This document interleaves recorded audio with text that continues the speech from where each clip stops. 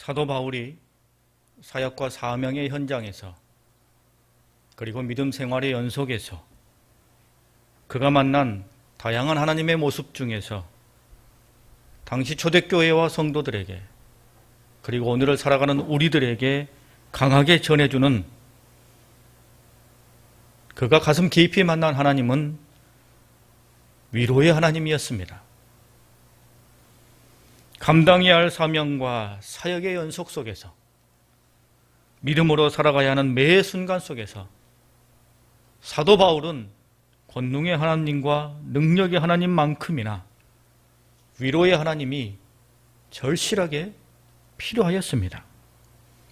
참고 인내하며 믿음으로 견뎌낼 수 있도록 위로해 주시고 감싸 주시고 힘을 북돋워 주시는 그 위로의 하나님이 그에게 필요했던 것입니다. 코로나19를 살아가는 우리들에게도 위로의 하나님이 필요합니다. 당연 코로나19 백신과 치료제를 개발케 하시고 코로나19를 그 종료를 선언케 하시는 하나님의 권능도 절실하게 필요합니다만 그때까지 오늘을 견디며 이겨낼 수 있게 하시는 위로의 하나님이 더더욱 절실하게 필요합니다. 그러면 하나님께서 당신의 백성들에게 베푸시는 위로는 구체적으로 어떻게 나타납니까? 지난주에 우리는 그 두 가지에 대한 은혜를 나누었습니다. 첫째는 칭찬과 격려였습니다. 그래, 잘하고 있는 거야. 누가 뭐라 해도 나는 알아. 내가 인정한다. 너는 지금 잘하고 있는 거야. 우리가 불안과 초조 속에 당황과 혼란 속에 가슴 졸이고 있을 때 우리 마음을 시원케 하고 우리 마음을 다시 풀어지게 하는 하나님의 말씀을 읽는다면 그 말씀은 하나님이 우리를 칭찬해 주시는 것입니다. 격려해 주시는 것입니다. 찬양 중에 우리의 마음이 따뜻해지고 포근해진다면 그건 하나님께서 우리를 칭찬하시는 것입니다. 그렇게 하나님은 칭찬과 격려로 우리를 위로하십니다. 또한 사명으로 우리를 위로해 주시지요. 험난하고 어려운 상황 속에서도 힘들고 어렵지만 그 상황 속에 주저앉기보다는 오히려 하나님을 기쁘시게 할 숭고하고 거룩한 사명이 우리 손과 마음 가운데 있다면 우리는 다시 힘을 낼 수 있는 거죠. 하나님이 우리에게 오늘의 상황 속에서 하나님의 나라를 바라보며 뭔가 감당할 수 있는 사명을 내게 주신다면 그것은 나로 하여금 다시 일어나게 하시는 하나님의 위로가 되는 것입니다. 그리고 하나님께서 우리를 위로하시는 세 번째 방법은 책망과 깨우침입니다. 아니, 칭찬하고 격려해야 힘을 북돋아줘야 그게 위로지. 책망과 꾸짖음이 무슨 위로입니까? 보통은 책망과 꾸짖음은 우리를 더 힘들게 합니다. 하지만 때로는 책망과 꾸짖음이 내 심령을 다시 새롭게 만드는 하나님의 위로가 됩니다. 정말입니다. 밧세바와 범죄한 다윗, 그 마음이 어떠했을까요? 육체적으로는 쾌락이 있고 즐거움도 있었겠습니다만 그러나 하나님의 사람 다윗의 진짜 마음은 어떠했을까요? 불편하고 답답하고 찝찝하고 불안하고 하나님께 범죄하고 자기 양심에도 부끄럽고 백성들 앞에서도 창피한 일을 하고 있으니 말할 수 없는 갈등과 고민이 다윗의 마음속에 있었을 것입니다. 그럼에도 밧세바를 향한 음욕과 음행, 그리고 자기의 마음을 자기 마음대로 제할 수 없으니 그 답답함과 그 고통은 이루 말할 수 없었을 것입니다. 눈에 뭔가 씌인 것 같고 음욕이 불처럼 타오를 때는 물불을 가리지 않고 달려들지만 정신을 차릴 때는 부끄러움과 자괴감에 분명 다윗은 신음하였을 것입니다. 그럴 때 누구라도 자신을 땅 때리며 정신 차리게 해주기를 고대하는 거죠. 답답하고 불안할 때, 양심이 찝찝할 때 정신 차리게 하시는 하나님의 말씀, 자신이 지금 어디에 어떻게 서 있는지를 보게 하시는 하나님의 말씀, 그 책망과 꾸짖음, 그리고 그로 인한 깨달음과 깨어남은 마치 깊은 잠에서 벗어난 것 같은 시원함과 안도감이 있게 됩니다. 그런 책망과 꾸짖음은 분명 하나님의 위로가 되는 것입니다.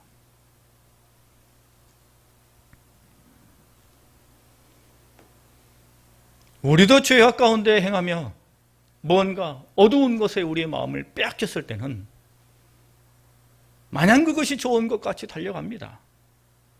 하지만 어느 순간부터 우리 마음속에는 이게 아닌데, 내가 계속 여기 있어서는 안 되는데, 그러면서도 내 몸이 그 길로 끌려가는 그 갈등과 번민 속에 오라, 나는 곤고한 자로다 라는 고백이 우리 심령에서 터져 나오지요. 우리 힘으로는 그 상황에서 도저히 벗어나지 못할 것 같은 그 무거운 굴레와 같은 것에 내가 붙잡혀 있을 때 나를 책망하시고 나를 꾸짖으셔서 그 상황에서 정신을 바짝 차리게 하시고 다시 일어나게 하시는 하나님의 중험한 말씀은 나를 살리는 하나님의 위로가 되는 것입니다. 또한 그 책망과 꾸짖음을 통해서 회개에 이를 때, 그럴 때 더 큰 하나님의 위로가 됩니다. 진정한 하나님의 위로가 됩니다. 은혜가 됩니다. 왜 그렇습니까? 그렇게나 질척거리고 들러붙어 있으면서 내 감정과 심령의 갈등과 고통을 주었던 죄의 문제가 해결되고 죄의 짐에서 벗어나게 되고 온갖 감정과 양심의 찌꺼기가 사라지고 다시금 힘을 내고 소망을 품을 수 있기 때문입니다. 그래서 위로가 되는 거예요. 밧세바와 범죄했던 다윗에게 하나님은 어떻게 하십니까? 그에게 나단 선지자를 보내십니다. 그리고 하나님의 말씀으로 그를 깨우쳐요. 다윗이 그렇게 고대했던 진짜 책망이 아무도 자기 주변에서 지금 잘못하고 있는 거다, 그 길로 가면 안 된다, 아무도 말해주지 않고 아무도 말할 수 없는 그런 상황 속에 있는 자기 자신에게 오직 하나님만이 책망할 수밖에 없는 그 상황에 하나님은 선지자를 보내셔서 다윗에게 말씀하십니다. 나단 선지자의 이야기를 듣고 난 다음에야 다윗이 그 자리에서 엎드려집니다. 그 전에는 밧세바와 하는 그 모든 일이 범죄인지를 몰랐습니까? 알고 있었어요. 그러나 하나님의 말씀 앞에 설 때에야 진짜 엎드러집니다. 그 엎드러짐이 자신을 살리는 건 줄 다윗은 알았어요. 그래서 그는 진정한 회개의 자리로 나아갑니다. 그 회개의 눈물이 시편 51편에 기록되어 있습니다. 시편 51편 9절부터 12절까지 말씀을 제가 봉독합니다. 주의 얼굴을 내 죄에서 돌이키시고 내 모든 죄악을 지워주소서. 하나님이여, 내 속에 정한 마음을 창조하시고 내 안에 정직한 영을 새롭게 하소서. 나를 주 앞에서 쫓아내지 마시며 주의 성령을 내게서 거두지 마소서. 주의 구원의 즐거움을 내게 회복시켜 주시고 자원하는 심령을 주사 나를 붙드소서. 라고 그가 통해 자복합니다. 그럴 때 하나님의 위로가 우리 심령과 삶 가운데 임하는 거지요. 하지만 여러분, 이 책망과 꾸짖음에 저항하고 반항하며 마음을 꼭꼭 닫아버린다면 그 사람의 심령은 점점 메말라 죽어가게 되는 것입니다. 실상은 죽은 거죠. 겉으로는 죽지 않은 것처럼 보일 수도 있습니다만 회칠한 무덤처럼 화려함 속에 죽음이 숨겨져 있을 뿐입니다. 여러분, 조화를 생각해 보십시오. 꽃과 식물처럼 보입니다만 실제는 생명이 없는 죽은 존재죠. 죽은 존재인 조화는 외부에서의 어떤 변화가 있어도 전혀 달라지지 않습니다.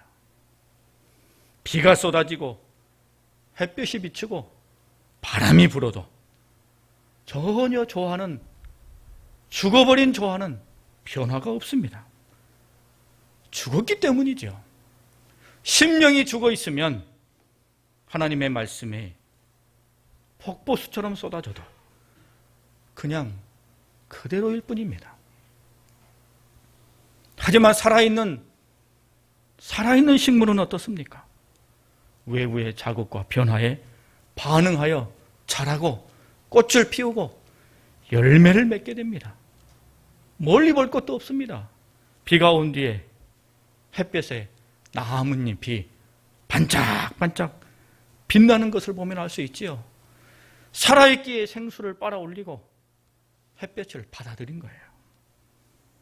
책망과 꾸짖음이 되레 위로가 되는 것은 그것을 통하여 정신을 차리고 회개하게 되고 변화에 이를 수 있기 때문입니다. 우리 주님께서 십자가에 달리실 때 좌우에 강도가 각각 메어 달렸습니다. 이 두 사람이 동일하게 예수님 가장 가까이에 있었습니다만 반응은 완전히 달랐습니다. 하나는 아무런 변화 없이 죄인 중에 죽었고 하나는 반응이 있어 회개하고 낙원에 이르게 됩니다. 예수님이 함께 있음에도 심령이 죽어 있다면 진정한 위로가 되지 못한다는 것이죠.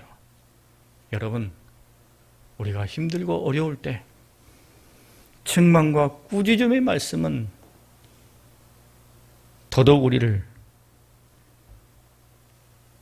고통으로 이끌지도 모릅니다. 그러나 그 고통이 우리에게 진짜 위로가 되는 하나님의 은혜인 줄 우리는 기억해야 합니다. 나를 꾸짖을 때 그것은 나를 살리는 하나님의 책망이 되는 것입니다. 나로 하여금 거기에서 벗어나게 하시는 하나님의 능력이 되는 것입니다.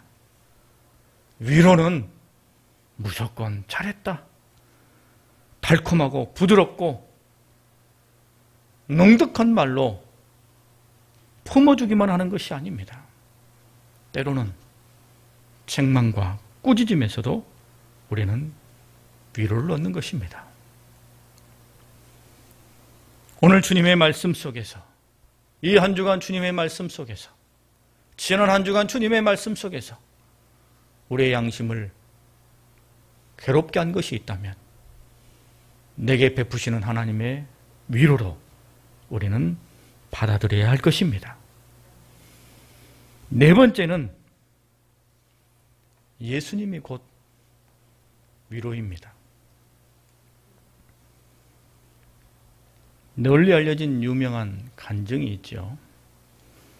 한 가족이 여행을 하고 돌아오는 길에 교통사고를 당했습니다. 그래서 딸아이는 두 다리를 다쳐서 보조기구가 없이는 걸을 수 없게 되었습니다. 아빠도 이 딸아이보다는 조금 덜했지만 보조다리 없이는 걸을 수 없는 상태가 되었습니다. 사춘기를 보내는 딸, 죽고 싶은 심정과 열등감에 매일매일 고통스러워했습니다. 밥도 먹지 않고 책상에 엎드려 울고 있을 때 위로가 되어준 사람은 아빠였습니다. 아빠는 나와 똑같은 아픔을 가지고 있었기 때문에 나의 아픔과 고통과 눈물을 속속들이 알고 있었기 때문입니다.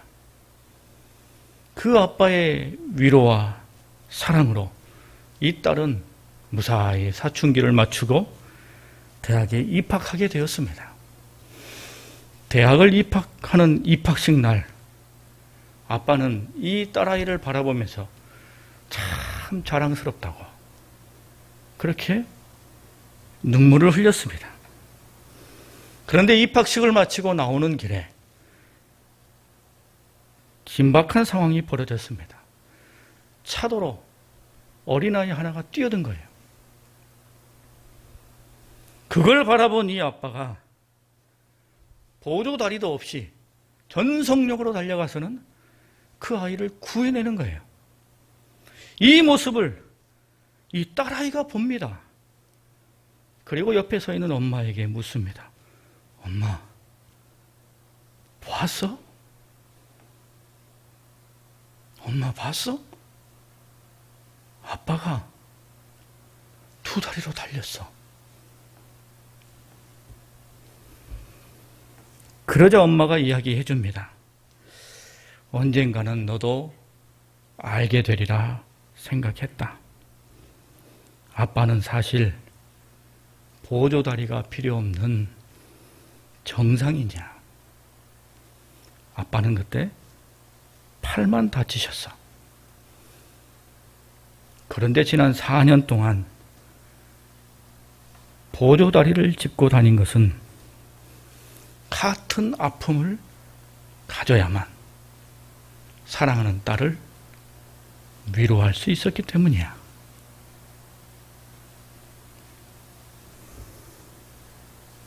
여러분, 전능하신 하나님께서는, 독생자 예수님께서는 인간의 몸을 입고 이 세상에 와 주셨습니다. 나를 위해 이 세상에 와 주셨어요.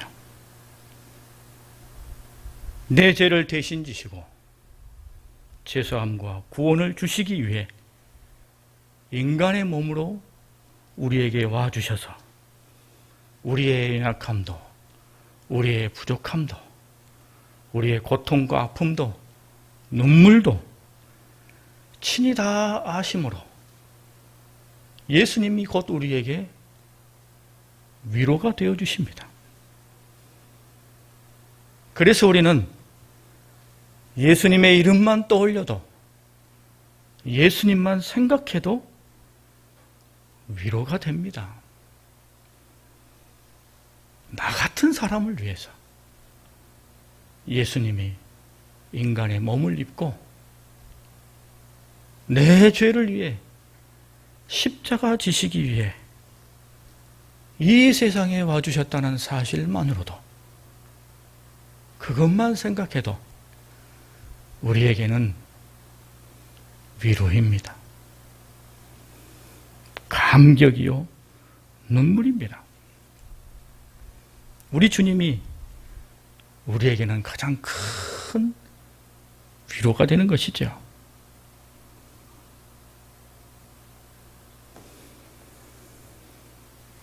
때때로 고독하다고 느낄 때, 삶이 막막하다고 느낄 때, 남들은 다 잘 되는데 나만 뒤처진다고 느껴질 때, 몰려오는 모든 일들이 내 마음을 부정적으로만 몰아갈 때, 그럴 때 여러분, 나같이 보잘것없는 사람, 나를 위해서 예수님이 인간의 몸을 입고 와주셨다 라는 그 사실이 내게 가장 큰 위로가 된다는 것을 기억하실 수 있기를 바랍니다. 그런데 말입니다, 우리는 가장 큰 위로가 되신 예수님을 다른 그 어떤 위로보다 더 가볍게 여길 때가 있습니다. 예수님이 이미 내게 가장 크고 놀라운 위로인데, 그 예수님은 다른 위로보다 더 가볍게 여길 때가 있어요. 나의 위로가 되시는 예수님을 무시하고 업신여길 때도 있습니다. 제가 얼마 전에 읽은 책, 장종택 목사님의 영적 외도하는 예배자라는 책에 다음과 같은 글귀가 있었습니다. 제가 한번 읽어드리겠습니다. 하나님을 업신여겨 무시하는 행동, 아침에 일어나면 하나님보다 핸드폰에 먼저 인사하는 것, TV 드라마는 꼭 챙겨보면서 성경은 읽지 않는 것, 걱정과 염려로 마음 졸이면서도 기도하지 않는 것, 입으로는 주님 한 분만으로 만족해라고 노래하면서 돈으로 행복해하고 돈 때문에 마음 상하는 것, 게임, 뉴스, 유튜브, 음악에는 관심이 많아 시간을 할애하지만 정작 하나님께는 관심이 적어 시간을 내지 않는 것, 친구에게는 존재감 있게 기억되려 애쓰면서도 하나님께는 기억해 주시겠지라는 안일함으로 그 존재를 의식조차 하지 않고 게을리 사는 것, 성경 말씀을 지식과 정보로만 받아들이고 삶으로 적용하지 않는 것, 하나님의 의도와 섭리를 깨닫고 이해하지 못하면서 함부로 하나님이 말씀하셨다고 말하는 것, 하나님의 은혜를 당연하게 받아들이기만 하고 교회에 나가준다, 봉사해준다, 사역해준다 식으로 교만 떠는 것. 여러분, 가장 큰 위로가 되시는 예수님을 잊어버리고 수수방관한 채, 그 예수님을 업신여긴 채, 우리의 시각은 나 이렇게 힘들고 어려운데 나를 칭찬해 주시고 격려해 주셔야지요. 내가 이렇게 힘들고 어려운데 다른 사람 아닌 나에게 저 하늘의 숭고한 사명과 사역을 맡겨주셔야죠. 나 힘들고 어려운데 나는 정신 차리게 하시는 주님의 책망과 꾸짖음이 있어야지요 라고 하며 한껏 기대하고 꿈꾼다면 될 일일까요? 예수님을 무시하고 우습게 행동하는데 칭찬, 격려, 사명, 책망과 꾸짖음이 우리에게 위로로 다가올 수 있을까요? 여러분, 우리가 위로를 얻기를 원한다면, 하나님께로부터 위로를 얻기를 원한다면 가장 큰 위로가 되시는 우리 주님을 붙들어야만 그 주님으로부터 칭찬과 격려도 받는 것이요, 사명을 통해 위로도 얻는 것이요, 때로는 책망과 꾸짖음도 나를 살리는 위로로 받을 수 있는 것입니다. 예수님을 잊으면 생명이 없는 조화처럼 되고 맙니다. 그러면 아무리 말씀 속에서도 칭찬과 격려, 사명, 꾸짖음과 책망을 느낄 수 없습니다. 안 됩니다. 살아있어야 됩니다. 오늘의 이 시대가 우리를 힘들게 할수록 우리는 살아있어야 돼요.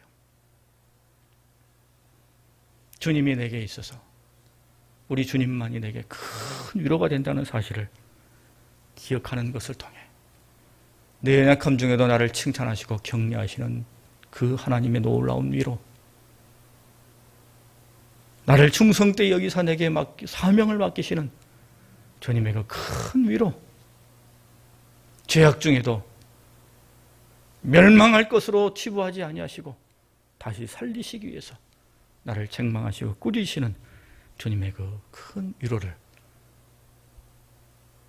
받아 누리시는 우리 모두가 될 수 있기를 바랍니다.